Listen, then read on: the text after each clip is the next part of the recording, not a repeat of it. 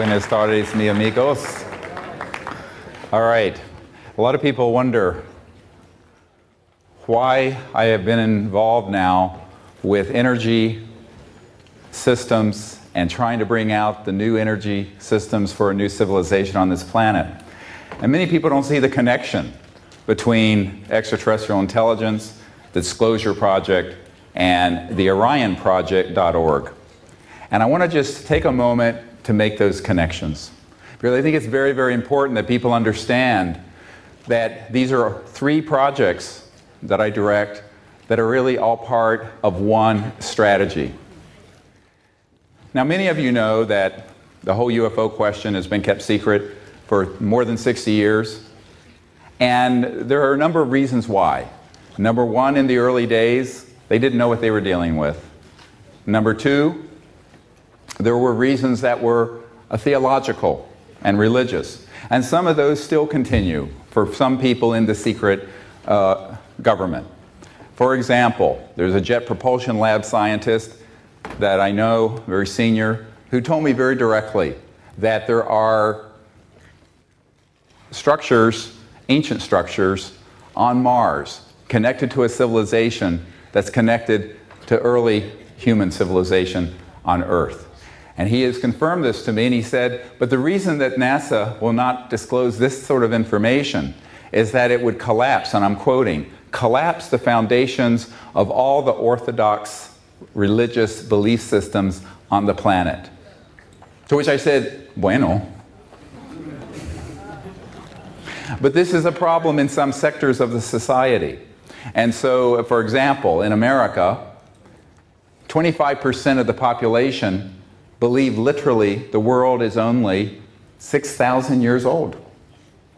1 in 4 Americans. They think we rode dinosaurs with saddles.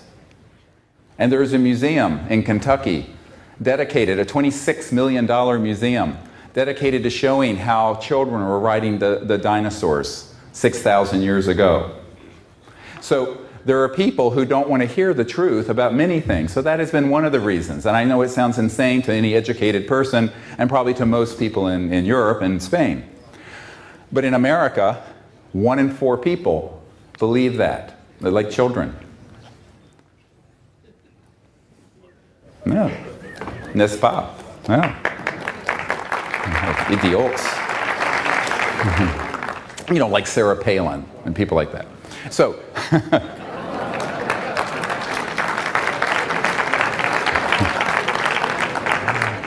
however, there is another reason.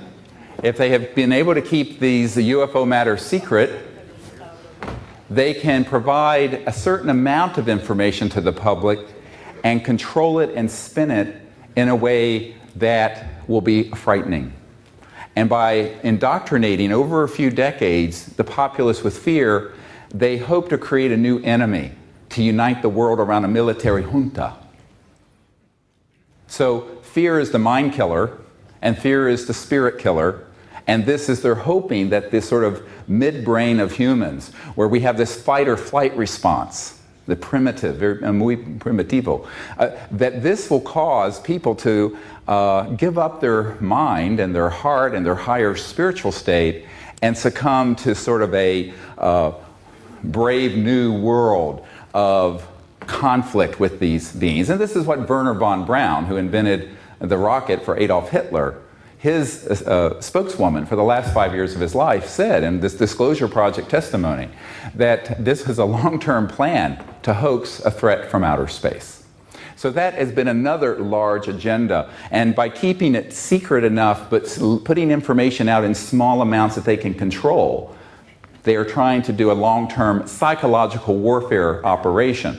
I have a 1953 CIA document that explicitly talks about the psychological warfare value of this subject in this regard. So there's another reason. Now, the big reason.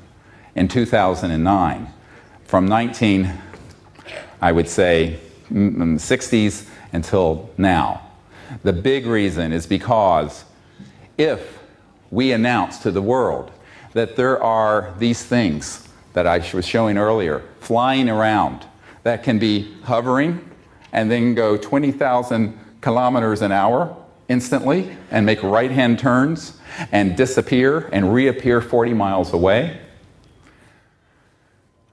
Any scientist with an IQ greater than mud, dirt, is going to say, how are these things doing this? And when that question is asked, it shall be answered. And when it is answered, it means that the energy,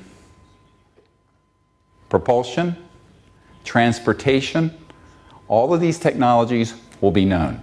You cannot have a disclosure on the subject that we're being visited and that they've gone through interstellar space at multiples of the speed of light without opening up this other question of how. And since it's been studied, and it can be proven to be studied in reverse engineering programs for at least 60 years, probably longer, that information will come out almost immediately. And when that comes out, guess what? It's a wonderful day for humanity, the 99.999% of us that do not own an oil field or an energy company or a power station. However, remember this little number. There are about, depending on the price of commodities, 400 trillion euros in derivatives, assets and commodities that are traded based on proven oil reserves, coal reserves, natural gas reserves. 400 trillion euros. This is a lot of chump change. This is a lot of walking around money for somebody, yeah. And that kind of money buys you a lot of corruption and a lot of influence. And there's one more thing, more important. The money isn't important.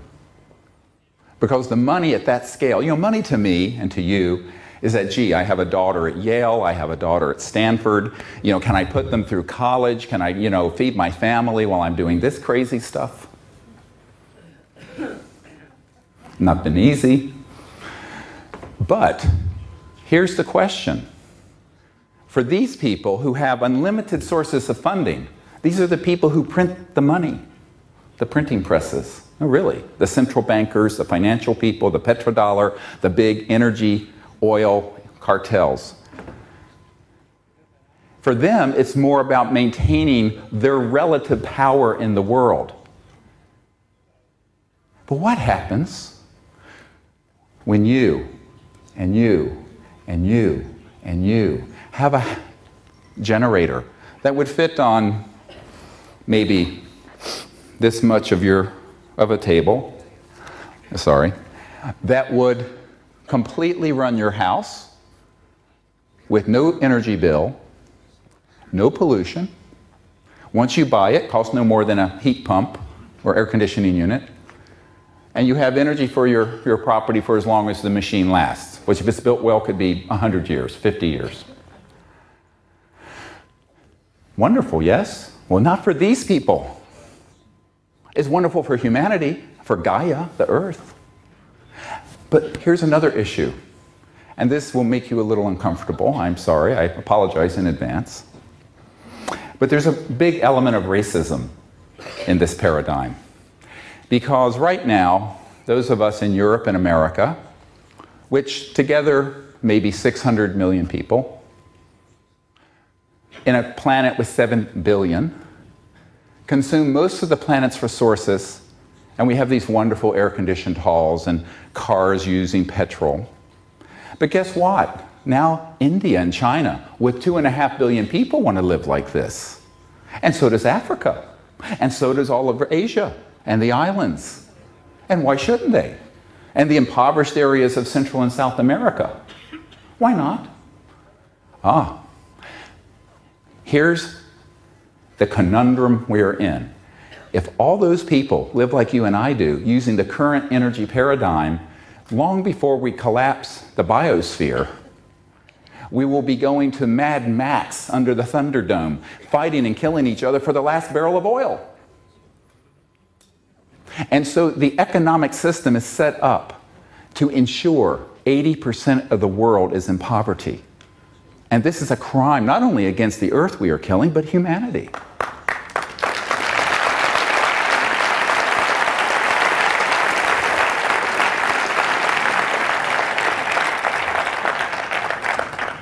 So it is an act of compassion to say we must bring out these sciences and technologies along with the disclosure that we're not alone, and along with what CSETI is doing, cseti.org, which is making diplomatic contact with these visitors to establish a foundation for universal peace, not just world peace.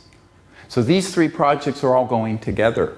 Now I'm going to focus right now for a little while on this energy question. What happens when every village in India and Africa can have such a device as I describe? I've seen them operate. There's no question they do exist. We would like to bring one out. If we could do so, we're trying. Anybody who has one, let me know. Who's got the cojones, excuse me, to do it. We'll go the distance if you will. Sorry. I'm very blunt. I'm emergency doctor, Americanos. Now, here's another point, is that if all these villages in Africa and India have this energy system, guess what? Where does geopolitical power come from? Not the number of people in your country. If that were true, China and India would be the most powerful countries in the world, not America and Europe. Geopolitical power comes from your economic and technological prowess.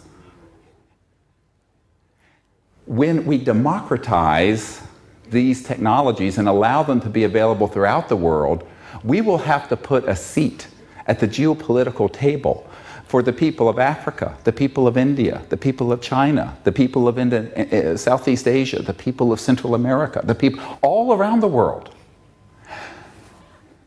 And there are people who don't want to share that power. They like having it for themselves. This is really what the question is a very fundamental issue. Because if you allow these technologies to be known, within one generation, 20 years, the environment will be transformed. We will have a new macroeconomic system. The work week for the average person will fall to about 15 to 20 hours a week. Seriously. Manufacturing would become very inexpensive.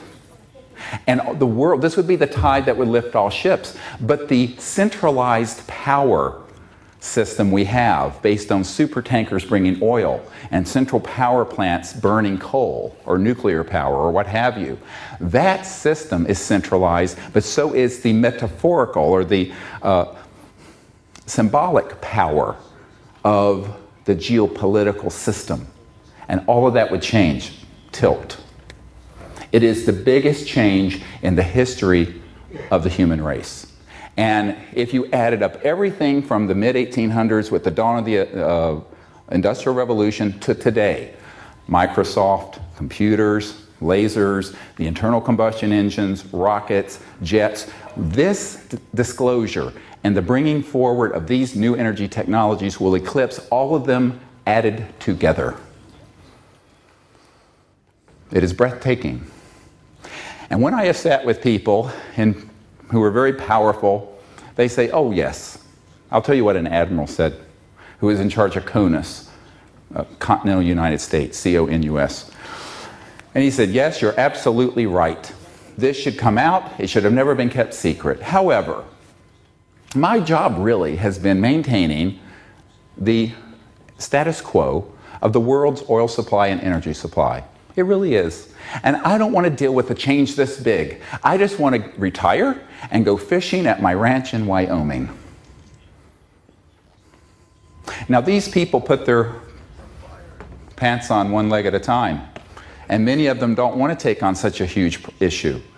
And when they have suggested it, then they're threatened. Let me tell you what happened to a former CIA director who really believed we were long past due for the truth.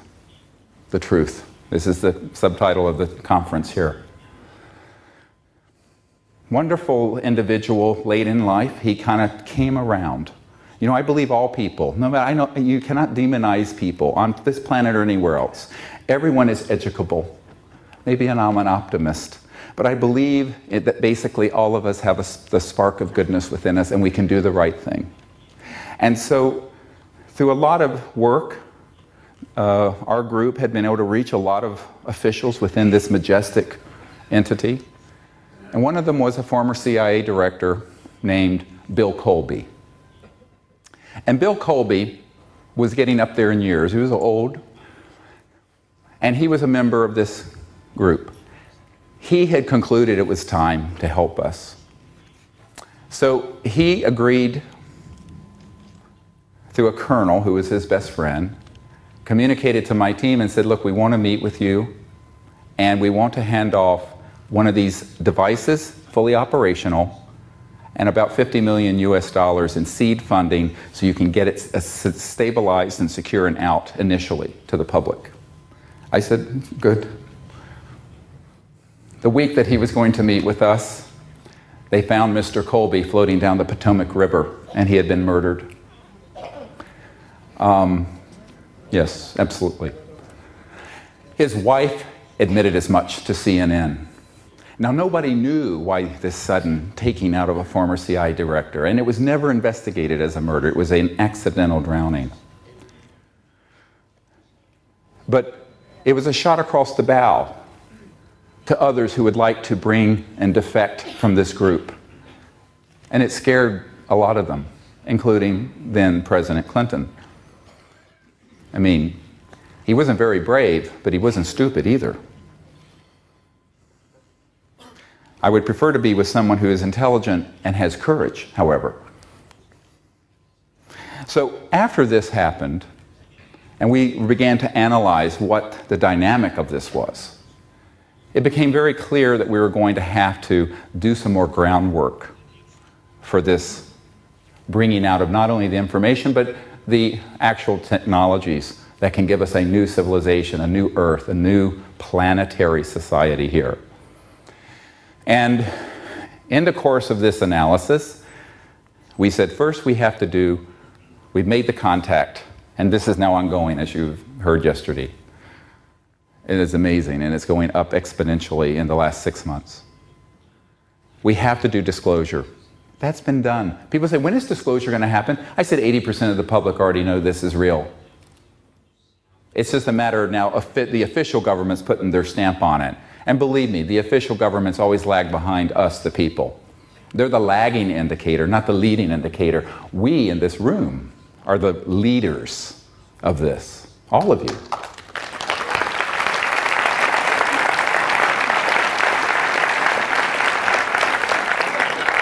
And so then I said, well, we have to also lay the foundation for bringing out these new technologies.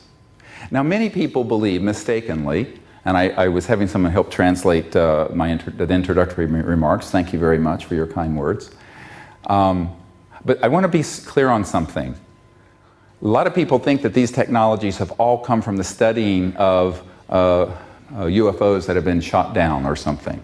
This is not true. There has been reverse engineering and study of these sort of technologies, and I know men and women who have worked in those programs. But remember, the laws of the universe have a very nice coincidence. They're universal. And so if they can be developed in Alpha Centauri, or the Pleiades, or any galaxy, they can be developed here. And guess what? Through the minds of people, beginning in the late 1800s, this knowledge started coming through. Nikola Tesla, for example. T. Townsend Brown, who started doing in the 1920s anti-gravity, high voltage electromagnetic effects where things would levitate and lift. He then developed this with a professor at Princeton who worked with Einstein, Dr. Biefeld, and it was called the Biefeld-Brown effect. So these things were done independent of any extraterrestrial study of craft. However, when we did finally, tragically, shoot a few of these down, starting back with Roswell and perhaps earlier, using electromagnetic weapon systems, we did study it, and that augmented, that propelled and further provided an augmentation to some science that was already being studied. See, so it's more complex than most people have been presented. I'm trying to give you this background so you understand. Now, eventually, by 1954, and I can give you the month, October 1954, it was decided that all of these technologies, which had begun to be reported openly in the aerospace journals, you can go back to the late 40s and early 50s and read about them, absolutely. They're there, if you can find them. But by October 1954, this secret government, this cabal that had hijacked this whole issue out from underneath the president, out from underneath other world governments, and became an entity unto itself, decided, we're slamming the lid on this, and this is not going to be printed, talked about, discussed anywhere, top secret, black, deep black. That was October 1954.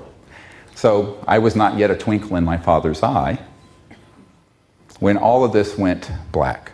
But I tell people that the tragedy here is that since before I was born, and now I'm a grandfather, we have not needed oil, gas, coal, or jet engines, rockets, or surface roads between cities.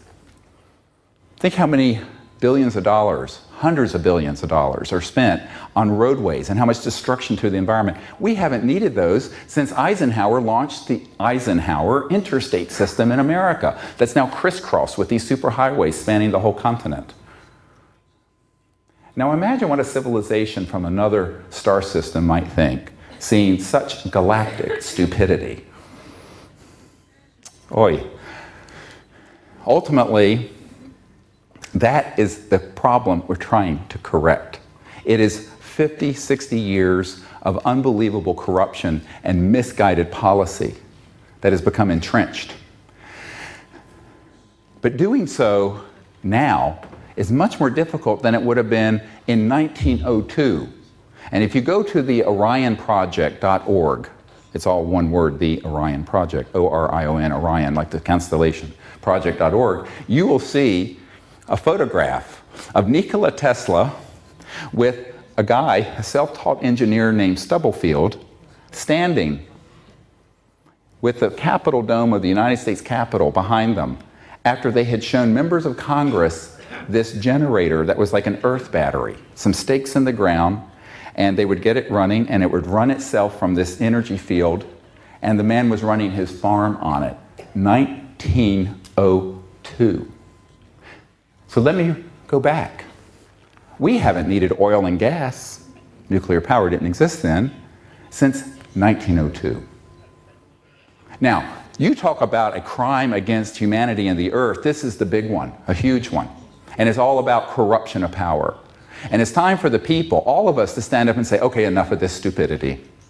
We're better and wiser than this. Let's unite together and bring out these new sciences.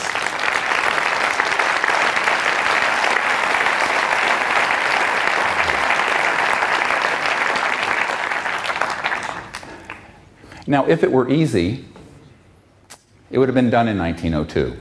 Nikola Tesla had his technologies suppressed. Westinghouse, J.P. Morgan, the Rockefeller family, they did not want this to be known because it would upset their apple cart in 1902, just like the apple cart would be upset in 2009. But you know what? In 1902, the world had less than 2 billion people. Only a fraction of them had electricity and were using oil and gas. Now we have 7 billion people, and we have 1 billion motor vehicles on the road. So we have become more addicted and more addicted and more addicted and more addicted into this paradigm of a planet-killing system. And that is what we must go past and beyond and leave that behind. Whatever people will say, oh, it would be too disruptive to the economy. What will happen to the petrodollar? How about unemployment in the energy sector? Well, there'll be new jobs. It's like saying we shouldn't bring out a car because people making horse carriages for horses would be out of business. This is ridiculous. That excuse has been used as a false paradigm so that people will stay in line with the power elite that have the power they have. And so we have to say to our leaders and to each other, let's find a way to come together. Those who are engineers and scientists, those of us who are leaders in the new energy movement, the public who are concerned about the environment and energy, and those who have the resources financially to do this. Not any one person, certainly not me, can do all this. Let me tell you a little secret about myself. I can't hook up a DVD player. My wife has to do that. I'm such a stupid, unless it's a defibrillator for the heart or a respirator for the lungs, forget about it. I'm an idiot with machines. So don't ask me to build one of these things. I can't hook up my DVD player. My wife does that for me. And I'm really terrible with such things. So we need to combine forces. We need to combine this effort. And when we do, then we're going to need to have the strategic leadership to make the run. It's a huge run for the goal. We have this goal, and that's to get it out to the people quickly. Because anytime one of these technologies surfaces, and there have been many, such as the Stan Meyer car that was running on water, and then he died suddenly, and his work had a national security order slapped on it before he died. And now it's sitting in a warehouse somewhere with a family who really doesn't know what to do with it, and it's a very complicated situation. We've been trying to get them to help let us bring this back out, but it's very difficult, and that may not happen. But the same technology can be done by this gentleman, perhaps, or this gentleman, or this woman. Why not? I don't have that skill set, but someone here might. And here's what will happen if they do, and they can have a discussion with me. And we can do this privately. I'll sign a confidentiality agreement if it's a commercial issue. Is that we will put our entire strategic team behind it, and within weeks to months, it will be seen by billions of people. We will do the largest press conference in history, and we have the people who will get there. And absolutely, if we can test and vet this system so that the scientific certainty is there, it will be disclosed rapidly, long before it's available for sale. Why? Because if you sit on something like this, one of three things are going to happen. Someone's going to come along and offer the group that has it more money than God has to buy them out. This I know because I know people who sold out. Number two, they will be ordered, if they don't sell out, to keep it quiet under threats of all kinds. In the United States, there are over 4,000 patents, because we have someone in the patent office who was there, a witness to this. 4,000 patents on these kinds of technologies that have been falling under the National Secrecy Act. And there's a Title 35, Section 180 and 185 of the title law, patent law in the United States that allows for a national security seizure. And this has been abused by the power elite to keep these things secret once someone tries to get a patent. So that's a whole problem. And then there are the people who have just been flat out killed. Now, I've had plenty of threats directed at me. It doesn't matter. No one's going to stand me down. And as I said yesterday,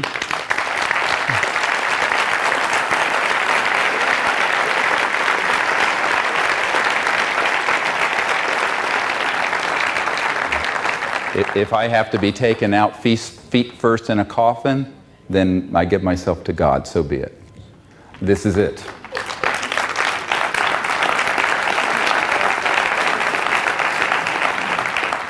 And unless you're willing to make that level of commitment, get off the stage, because I can tell you what's coming at you. What I call, politely, Murder Incorporated. And Murder Incorporated are these consortium of interests that will do anything to keep this information from coming out. Now, This means that there has to be a very well thought through strategic plan to get something from a prototype that would sit on that podium that proves this principle of extracting energy from the 0 point or quantum vacuum flux field. I don't want to get too technical. I'm only a country doctor from Virginia, so I don't pretend to be a physicist. I know enough about it to get myself in trouble, but I can describe how it works. And basically these systems, when you look at them and how they're operating, you can bring them forward very quickly as a prototype. Now, it may take a little longer to have a manufacturing and distribution and all of that, but you can certainly bring it out very, very, very quickly in terms of announcing it to the world. And why? Because this is the message of great hope. Imagine what our people all over the world would say when they realize we're not having to destroy the planet to live. We don't have to go back to the Stone Age. We don't have to commit what I call planeticide, the deliberate killing of a planet in order to have lights and air conditioning and run around in cars. This would be such a hopeful event for all of mankind, all of the human race. And our younger generation, people who are my children's age, in their teens and 20s, this would give them a light where when they look into the future right now, they just see catastrophe. So this would be a wonderful event for humanity, but to do that, you've got to have enough people who are the friendlies, I call them, within the power elite who want to see this happen, who have your back. Now we have those. I wouldn't be alive today if I didn't have a whole group of those. It's not easy to talk about this, but this is how it works. And certainly not all of them support what I'm wanting to do, but enough of them do that when we move forward with this information, they're going to say, great, let's do it with you. And we have now over 160 of these people who are very powerful around the world who would say, if you have something like that, we're not going to do it, but we'll quickly fall in line behind you. So that has taken 19 years for me to build that system. And there's a whole 39-page strategic plan that we have where every line on every sheet of paper is a major strategic action point. And this is all ready to roll if we can get our hands on something that works. Now, we have seen more frauds and more crap going around the world looking for this stuff than you can shake a stick at. There's a lot of nonsense out there. But we've seen some of the real things too. The problem is the people who have had those have said, it's too dangerous, I've already had threats, and they don't want to do it. One man whose laboratory we were in had amazing stuff, had a dozen of these sort of devices there, and he said to me, well, I don't mind being a little bit of trouble for this cabal, but I don't want to be a major pain in their ass, because they're going to come after me and they've already threatened me. So what we need to do is find both people who understand the science and are inventors who will go the distance without fear and have the courage to do it. And this has been very, very difficult.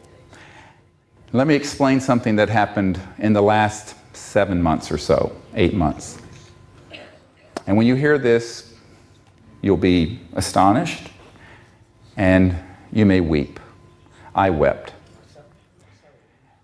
We had a man, I have to be very careful about how much information I give about this situation, who was assigned to a very compartmented, classified project. He was a civilian, a brilliant inventor, someone who knew much more than Tesla or Einstein or any of these people. He had worked out down to the mathematical formula all the trans-dimensional technologies up to and including, and I'm going to give you a short list: teleportation, dematerialization, anti-gravity, electromagnetic-gravitic, energy from the vacuum, etc., and so on.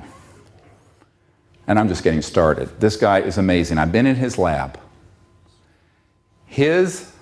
Now the way this works, let me explain this a little bit. Someone like that, had his own company, the intelligence community came in and stamped everything top secret, put it in a vault. He then got pulled in as a contractor to do special projects for these compartmented operations. Over the last 5 years, we had convinced them to set him free and to work with us on these technologies. And there were 5, what they call shepherds. This is the word that's used in the intelligence community, who were his shepherds, who were in charge of this kind of classification or policy.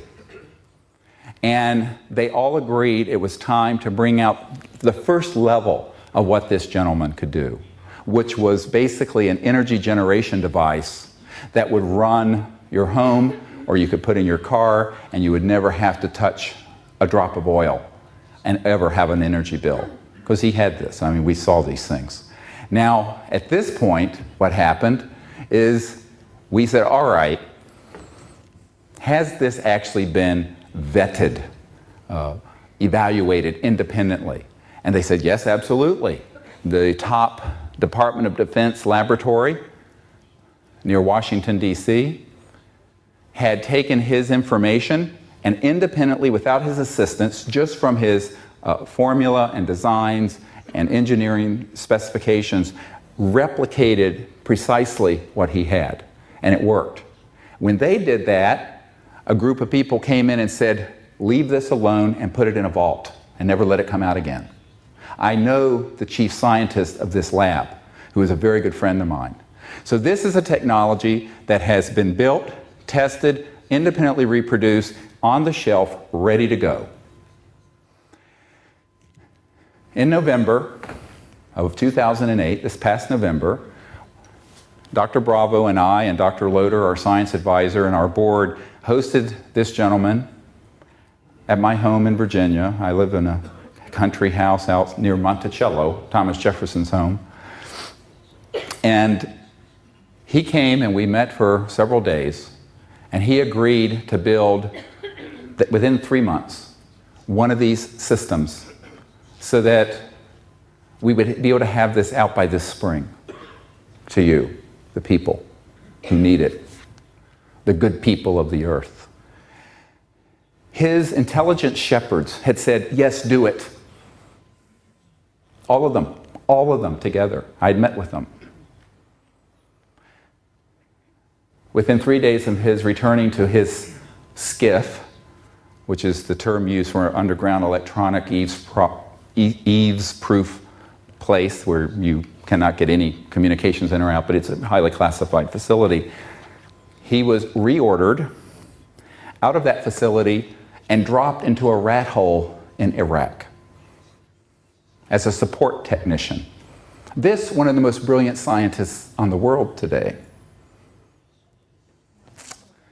He called me up and he said, just over and over again, Dr. Greer, just be careful. Dr. Greer, just be careful. Dr. Greer, just be careful.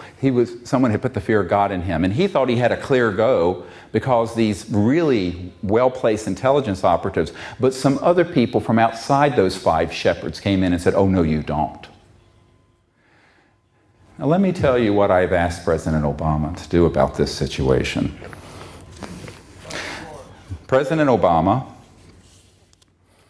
has received a briefing, a special presidential briefing from me. And if we had time, I would read all of it to you. It'll rock your world. But part of it has a section talking about these energy technologies related to this whole, what I talked about yesterday, WSFM, which is what the CIA calls it, weird science and frickin' magic. And in this original that has been provided to the Barack Obama administration and to the new CIA director, I say, look, this man has told me he wants to do it. His immediate shepherds in the intelligence community want him to do it and bring this, a first level of this science out. Not the anti-gravity stuff, because that does have some defense issues, but the generation of energy. And we need an executive order from the President of the United States to specifically order this man back to this country or to the United States or someplace outside a war zone to work with us in a white world Manhattan project to bring free and new energy to this planet. Yes. We need it.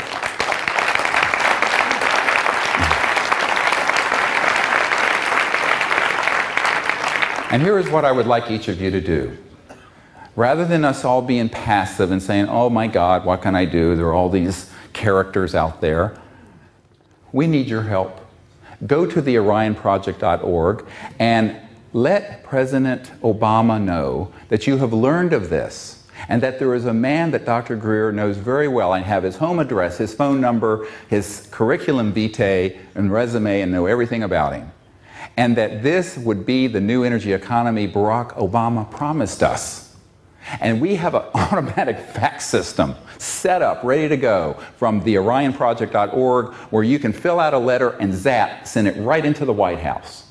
All of you, the hundreds of you here, should do it tonight. And then tell all of your friends and all of your family and all your coworkers to do it. And flood the White House email and fax system with this request. Please do it for us.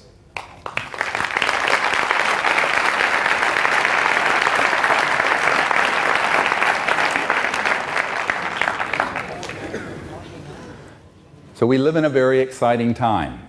This whole adventure has been quite a roller coaster for me and my wife and family, and for everyone with whom I work. Enormous work has gone into getting to us where we are today, where we have achieved disclosure, we have made contact, and now we want to bring these energy technologies to the world. And that can be done with your help.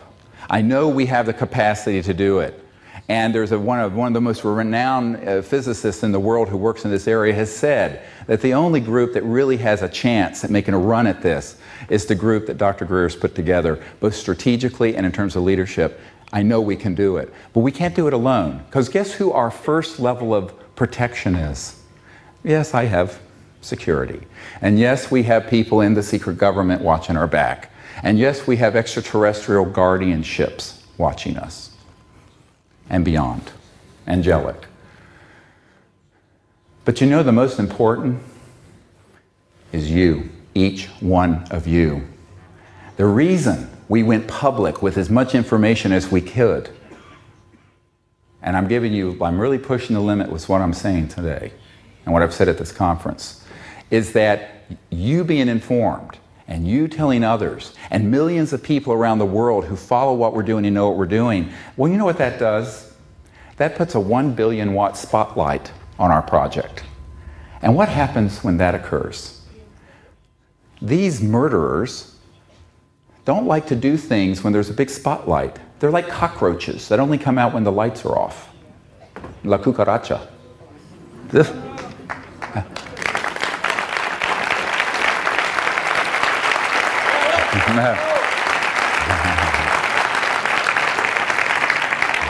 So the light of truth and the light of disclosure and the light of everyone knowing about this and being aware of it has been our first line of protection. And for that I thank you, and I thank Pepon, and I thank the organizers of this conference. You see, this is a symbiotic. Now, much of what I have to do, obviously, has been behind the scenes, and I've been criticized for that. People say, how can you meet with these devils? I said, because they can be transformed also. The power of consciousness, the power of prayer, the power of goodness.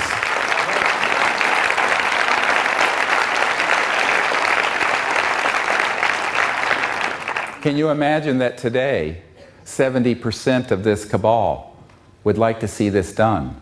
Now, the 30% that are the most violent and ruthless have intimidated them, just like when they killed CIA Director Colby, who was trying to help us.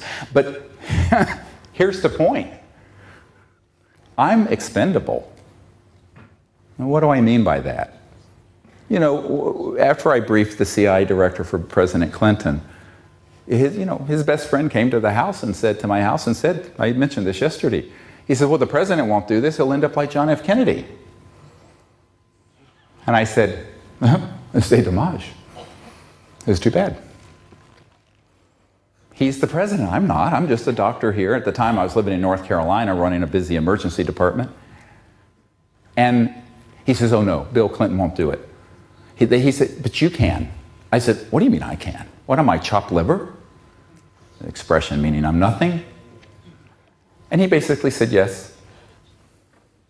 You see, because I'm a nobody, And because I'm not important, and because I'm expendable, and because we are the common people, we can do it. They can't. Here's the irony. We're free. They're not.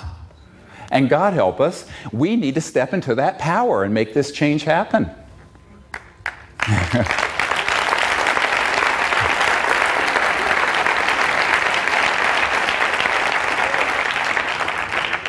Now, I will tell you that there are some areas that are valid national security concerns with these kinds of technologies. The electromagnetic systems that would allow you to go from here to, well, let's say Afghanistan and back in 3 or 4 minutes. This could have a defense application, obviously. However, there are other configurations of the technologies that would allow us to just bring out the energy generation component initially. And I see this as a multi-phased process, although we're running out of time to phase it in. It should have started to be phased in 1902. If the world had evolved to where it could have been, by 1955, we would have not had surface roads. It would have been like the Jetsons, where we're floating along. Absolutely. They were fully operational by then. I have photographs from the late 50s and early 60s of what are called alien reproduction vehicles, although it's a bit of a misnomer because they weren't all from studying the ET craft. Some of this was coming along before we began to study the ET craft. And these vehicles were fully operational by then. The irony is that, as Bob Dean pointed out, there are 2 space programs. The space program we know about and the space program that's secret. Absolutely. Now, my uncle worked in the space program we know about because he worked on the lunar module. But you hear things, you learn things when you're at that level of aerospace engineering at Northrop Grumman.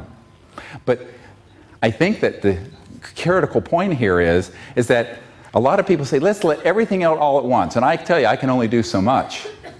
I'm not as young as I used to be. And the other point is, I think we need to walk straight, perhaps before we levitate. I would be happy just to be able to run this building without fossil fuels, wouldn't you? Let's do that as a starting point. That we can do this year and next if we get moving. Absolutely, it can be done. And so what I am asking you to do is help us identify, number 1, the people in society and in your own circle who are supportive of new energy research. Number 2, if anyone here knows of an inventor or an engineer who actually can do this or has done it, that has something ready to be evaluated and will cooperate with a very fast-moving strategic plan to move it out, they need to get hold of me immediately. And number 3, if anyone here knows of some people who can provide the startup funding that's clean, not corrupt money, clean money. I've turned away tens of millions of dollars because I knew it was dirty. I'm being modest. I turned away $2 billion. Did I tell you this story?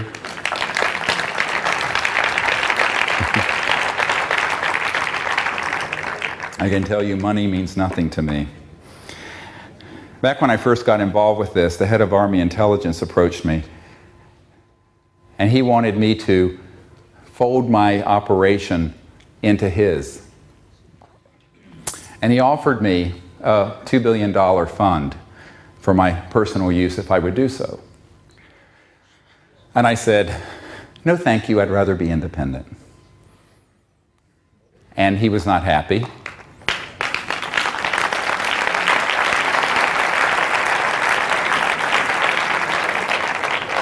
He then went to my wife.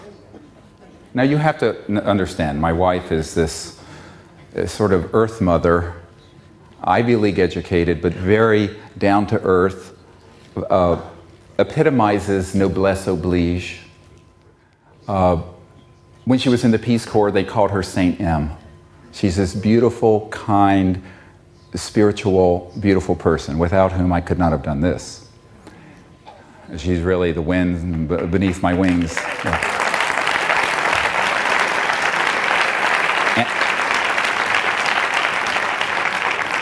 And in 4 weeks, we celebrate our 30th anniversary. So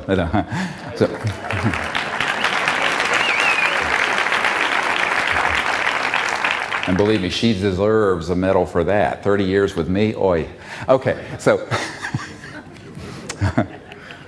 so the head of Army Intelligence went to my wife and said, "Oh, you know, we have a special shield, like a crest, for your husband, so he can be joined in the top 9 people involved with these projects. And can you convince your husband to do that?" He didn't mention money to her at all.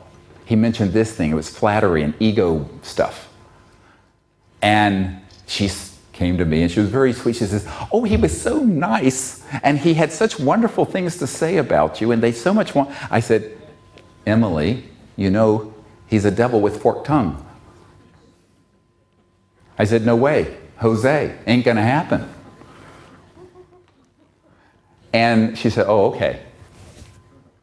Later I had other offers. And so that was in 1992. So for 17 years, I have been offered up to multiple billions of dollars. I have had my life threatened and my best friend murdered. And I have been reviled and ridiculed and everything done to me. Up until just before coming here, horrible death threats and people staking out my house. And you know what? I am only redoubling my effort. Screw these people. Yep.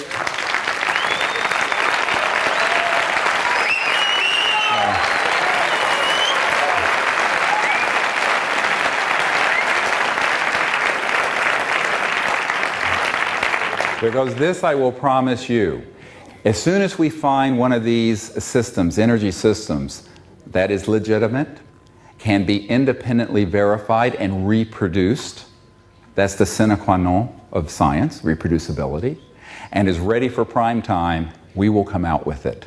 And no amount of money, no amount of threats, nothing will deter us from doing that. And if they give me a national security order to stand down, I will go on CNN and the BBC and your Spanish network and I will tear it up in front of 1 billion people live and say, screw them.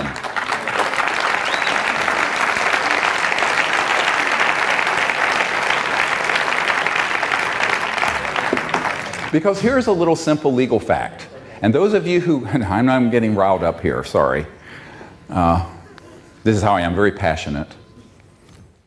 I'm nice until I'm not nice, and then it's kind of hell on wheels. But these people are the rogues. Not us. We're not the rogues. We're the good people of the earth wanting to create a better world for our children and our children's children's children.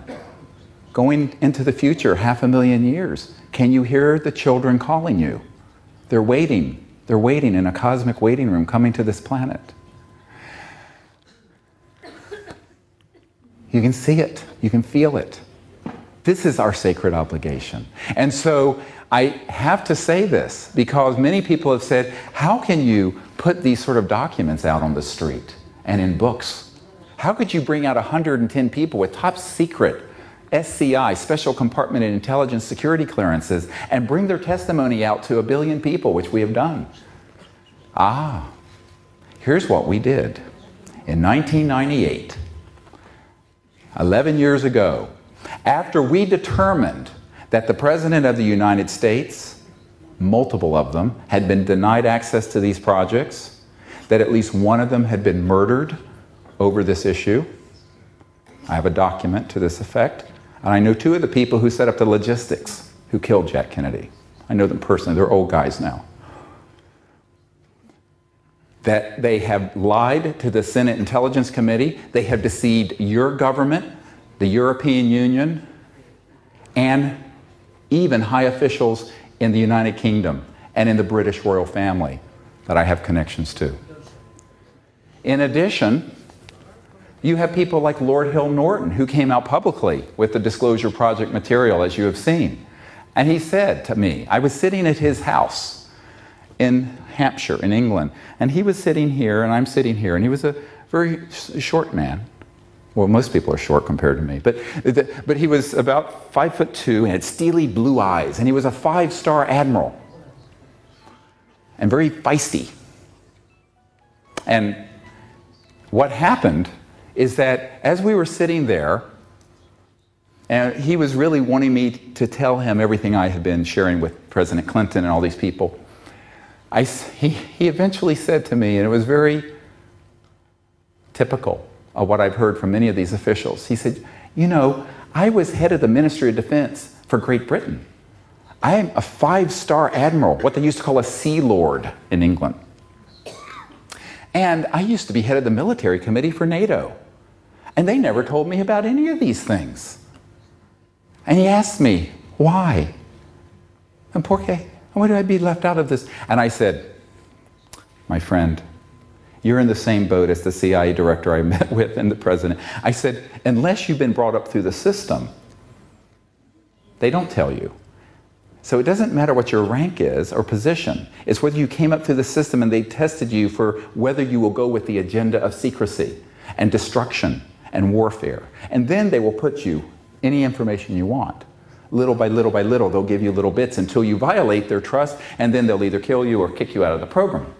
But you were assessed. The first thing they do with someone like you is a soul biopsy. What is this, a soul biopsy? The medical term biopsy, take a piece. They take a look at your soul, and they want to see if you're a stand-up guy, a good person, and you're not going to go along with a criminal enterprise. They're not going to tell you. Because if they did, they'd have to do to you what they did to Lord Mountbatten, and what they did to John F. Kennedy, and what they did to Bill Colby. They would have killed you. So they protected you by keeping you out of the loop. Because you would not go along with that agenda, would you? He says, you're bloody right, I wouldn't, not for one damn minute. I said, well, that's why they didn't tell you. Now, after I'd gone all over the world and met with people like this, we made an assessment that these programs were illegal, unconstitutional in every country. A priori, they could not use the law to protect themselves. And the same applies with these technologies. If they issue any inventor a national security order, he needs to get hold of me so I can take him by the hand and rip that thing up and say, these people have no legal standing because they're the criminals.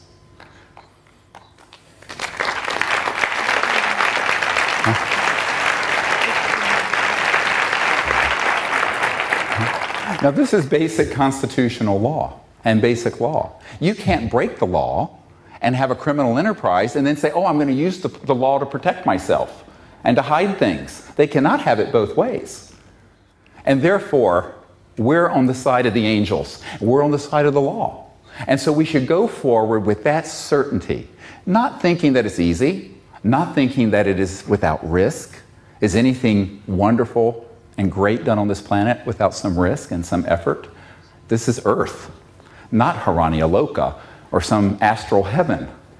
This is it takes work to do this. But I will tell you this. This is the pearl of great price. This is what you don't throw back into the sea. This knowledge that you have received this weekend at this conference is knowledge about really a sacred responsibility, a call to action, a call to do something about this. Not only peaceful contact with interstellar visitors and disclosure, but seeing that we lay the foundation for these technologies to come out to be used for peaceful energy generation, to save our planet from the abyss it is going into, and to alleviate the suffering of the planet. Because for most of the people on the planet today, 1/3 of the planet's population lives on less than $2 a day. It's already a cataclysm. It's already terrible. And if we have any compassion for those people, we will say we will make an effort for them, for all the children of the earth. Because it is only when there is justice and only when there is a certain decent standard of living that we can become a civilized society living in peace. We cannot have peace where 80% of the population is in poverty, where there are 200 or 300 families and corporations that have half of the world's net worth and wealth. This is not a sustainable situation. So there are 1,000 reasons to do this that are all good reasons. And the only reason not to our fears, our timidity, our weakness. And this is the time where I'm telling you, we have to transcend that. We have to look across to that far horizon, that we're going to make it together. We're on this planet together, Schoolhouse Earth, and we are going to make it through. The only question is how much difficulty, how much tumult, how much catastrophe. And this is totally dependent on what we do with our free will. This is the sphere of free will. The ETs are not going to land and make this happen for us. Then we would learn nothing. It's like trying to impose Jeffersonian democracy in Iraq. Silly. They're wanting us to do this so that we become a peaceful civilization, and then the cosmos will open wide its arms and embrace us. So we have these tasks before us: contact, disclosure, new energy. And the promise of all of these things is that as we pass through this journey over the coming months and few years, we will have laid the foundation for a civilization that will be here, unbroken, in peace, for 500,000 years. That's the era that has just opened.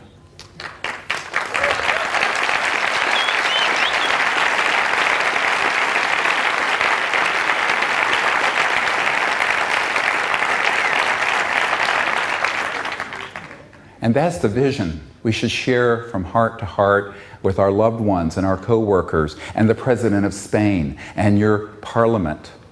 Is it parliament? I'm sorry, I may be using the wrong word. But we have to educate our leaders, but not wait for them. Many people say, "Are you waiting?" I say, "No, I'm not waiting on anybody." Forget that. If I made any mistake during the run-up to the Disclosure Project, is that I gave the Clinton administration and the US Congress too much time. I gave them 6 years.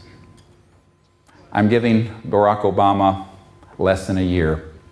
And I have announced to him, I'm going to say something here I have not said publicly, get me in more trouble, who cares? If within a...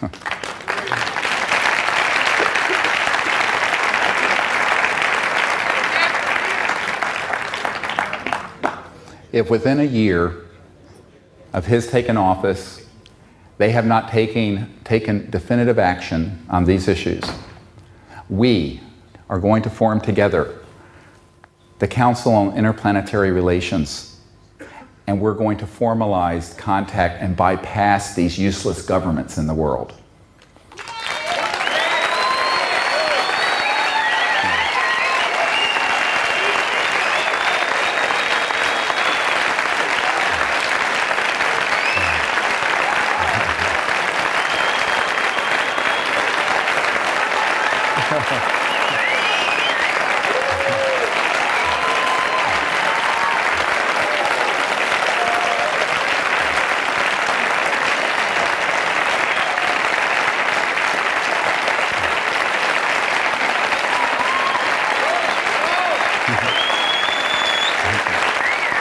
Thank you.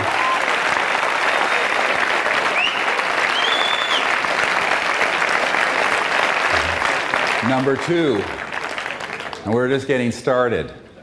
We're going to make open contact, and we have at least one G8 country that has written me a document. How I wish I could read it to you. It is the most important document in the history of the UFO subject. And the irony is, I am not at liberty to disclose it, and I'm head of the damn Disclosure Project. This is a gentleman's agreement, because it's a delicate negotiation. But in this document, imagine this coming from the most senior ranks of a major government in the world. They have said, we wish to go on a long-term journey together to make contact with these extraterrestrial civilizations. Will you work with us? And I said yes. So we have at least one major government who wants to do it. And you know what? If Obama doesn't get on board, he's going to be left behind in the dust of history. Just that simple.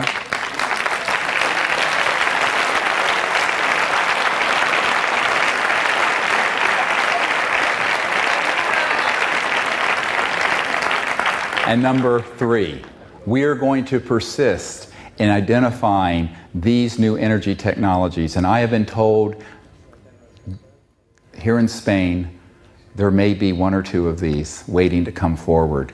I hope what I've heard this week is true. I've had some wonderful meetings. And if it is, we will be the carrier vehicle to launch it to the world. And there is no force on the planet that will stop us. But we will need your help. And will you help us? Will you join with us when we call? Tell everyone we have this. Don't let it fall apart. Don't let it get lost.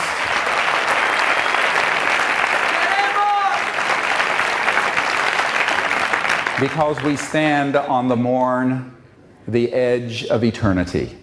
A time where this planet will become one of the great jewels in the diadem of the cosmos, a place of peace, a place of abundance, a place of enlightenment. And we, all of us, and our children that are coming behind us from the other side, we will become ambassadors in the future to other worlds that have come this way and are coming the way we have come.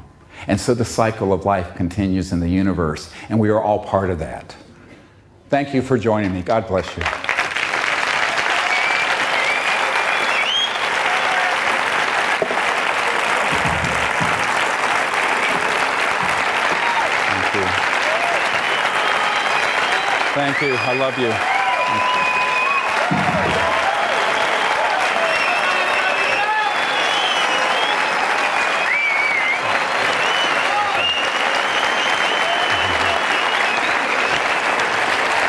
Thank you. Thank you.